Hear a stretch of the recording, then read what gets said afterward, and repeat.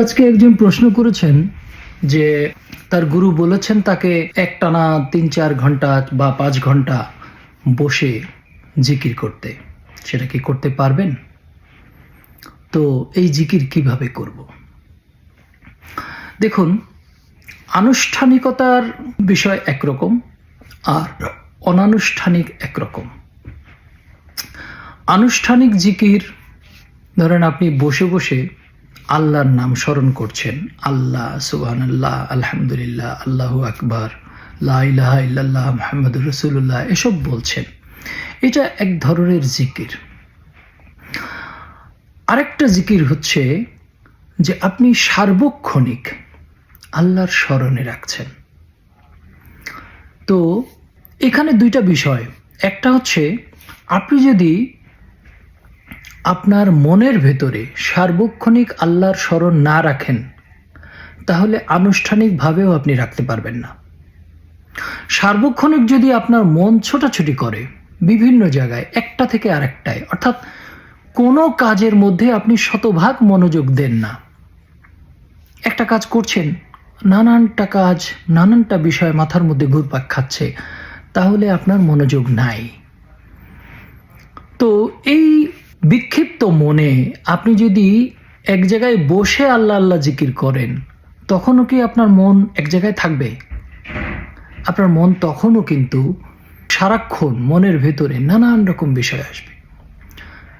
আপনি হয়তো খেয়াল করেননি বা বুঝতে পারেননি, আপনার গুরু আপনাকে ওটাই বলেছে যে ৫ ঘন্টা টানা জিকির করা মানে হচ্ছে ৫ ঘন্টা আপনি বসে থাকবেন, ৫ ঘন্টায় আপনার সামনে আপনার গুরু যা বলছেন তা শুনছেন। এই গুরুর চেহারা ছাড়া, গুরুর কথা ছাড়া আর কোনো বিষয় আপনার মাথার মধ্যে নাই। এটা যদি সম্ভব হয় তাহলে সেটাই জিকির। অর্থাৎ গুরু এখানে কোনো ভিন্ন কোনো কথা বলেন না। অর্থাৎ আপনার দেহ, সম্পদ, জমিজমা, বাড়ি গাড়ি, এসব নিয়ে কথা বলেন না। গুরু কথা বলেন একমাত্র আপনার অন্তর পরিশুদ্ধ করার বিষয় নিয়ে।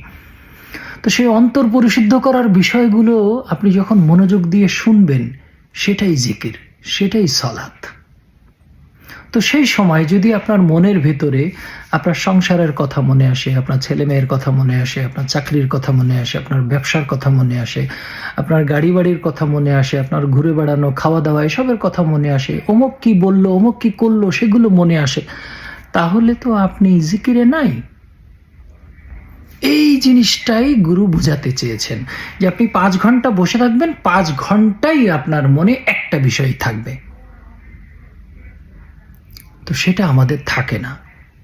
এই না থাকার কারণ হচ্ছে আমাদের মন বিক্ষিপ্ত। আমরা আমাদের মনকে বুঝি না, চিনি না।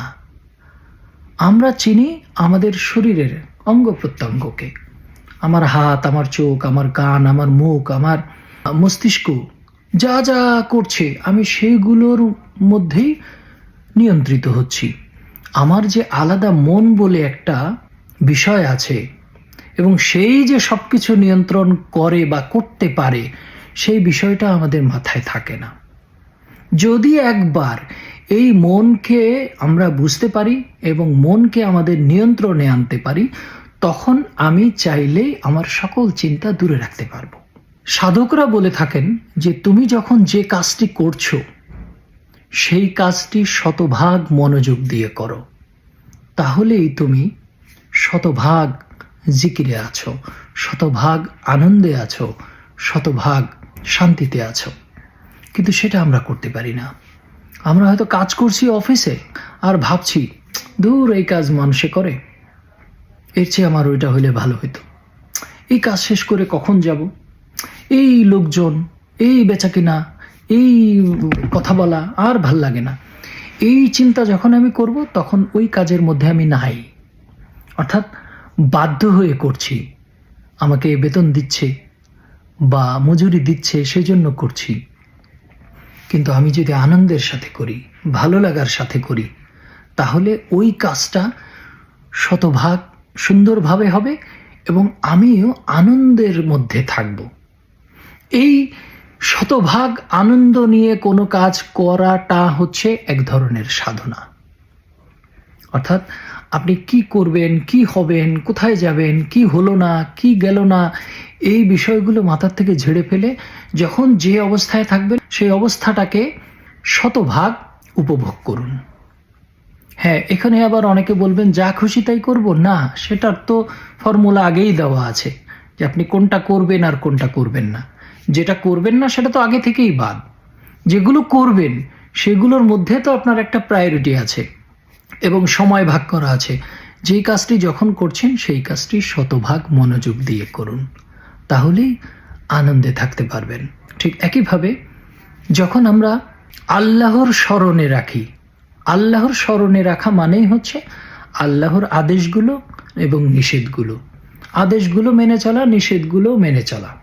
আদেশগুলো আমি মানব, নিষেধ যেগুলো করেছে সেগুলো থেকে দূরে থাকব। তো সেগুলো কি? যদি আমি নিষেধগুলো দেখি, আগে নিষেধগুলো হচ্ছে আল্লাহ বলেছেন মিথ্যা বলো না, আমি মিথ্যা বলবো না। চুরি করো না, ওজনে কম দিও না, ভেজাল মিশায়ও না, কটাক্ষ করো না, গালি দিও না, অশ্লীল অশ্রাব্য বাক্য বলো না, শুনো না, প্রতিশ্রুতি ভঙ্গ করো না, মিথ্যা কথা বলো না, মিথ্যা সাক্ষী দিও না। এই যে নিষেধগুলো, তারপরে খাদ্যের মধ্যে বলেছে যে তোমরা অবৈধ উপায়ে অর্জন করে ভক্ষণ করো না, অন্যেরটা লুট করে এনো না। তারপর হচ্ছে শূকরের মাংস খেও না, মৃত প্রাণী খেও না এবং রক্ত খেও না। সেটাও আবার শর্ত সাপেক্ষে দিয়েছেন, যদি কোনো উপায় না থাকে জীবন বাঁচানোর তাগিদে, তখন তুমি এগুলোও খেতে পারবে। তো এই যে নিষেধগুলো, এই নিষেধগুলো আমি মেনে চলবো। অন্যের সমালোচনা করব না, আর রাগ করব না, ঘৃণা করব না, অহংকার করব না, অন্যকে তুচ্ছতাচ্ছিল্য করব না, সম্পদ জমিয়ে রাখবো না। এই নিষেধ। আর আদেশগুলো কি কি? আদেশগুলো হচ্ছে সবসময় সত্য কথা বলবে, জেনে শুনে সত্য গোপন করবে না, সত্যের সাথে মিথ্যা মিশ্রিত করবে না, ওজনে সঠিক মেপে দিবে, আমানত দিলে তা আমানত রক্ষা করবে এবং প্রতিশ্রুতি রক্ষা করবে, সম্পদ বন্টন করে দিবে, অন্যের সাথে উত্তম আচরণ করবে, উত্তম ভাষায় কথা বলবে, বাবা মার সেবা করবে, প্রচুর দান করবে, আত্মীয় স্বজনকে দেখবে এবং ছোট বড় সকলের সাথে উত্তম আচরণ করবে। ধর্ম নিয়ে বাড়াবাড়ি করবে না, ধর্মের বিষয় অর্থাৎ আল্লাহর যে বিধান, আল্লাহর যে আইন, আল্লাহর যে সার্বজনীনতা, সেটা তুমি সুন্দর ভাষায়, নমনীয় ভাষায়, বিনয়ের সাথে প্রকাশ করবে। তোমারটাই ঠিক, এই ভাবনা থেকে তুমি যখন অন্যকে বলতে যাও, তখন তোমার ভিতরে জিদ কাজ করে, হিংসা কাজ করে, অহংকার কাজ করে, রাগ কাজ করে। সেটা করা যাবে না। আমারটাই ঠিক, এই ভাবনায় আমি যদি থাকি, তাহলে মাথায় রাখতে হবে যে আমারটাই ঠিক, এই নিশ্চয়তা কে দিয়েছে আমাকে? যদি আমি বলি আমি কোরআন থেকে বলছি, তো কোরআনের কথাটা আমি বুঝেছি কিনা সেটা তো আমি শতভাগ নিশ্চিত নই। আরেকজন আমাকে সার্টিফাই করবে তাও না, আমার কাছে মনে হয়েছে এটাই সঠিক। এখন এর চেয়েও ভালো ব্যাখ্যা যদি কারো কাছে থাকতে পারে বা থাকে, তাহলে সেটা কি আমি শুনবো না? অবশ্যই সেটা মনোযোগ দিয়ে শুনতে হবে, তারপরে মিলায়ে দেখতে হবে। তো এই যে নমনীয় ভাবটা, এটা রাখতে হবে। এই সমস্ত কিছু মাথায় রেখে আপনি যখন চলবেন, তখনই আপনি সার্বক্ষণিক আল্লাহর আদেশ নিষেধের মধ্যে আছেন, আল্লাহর স্মরণে আছেন।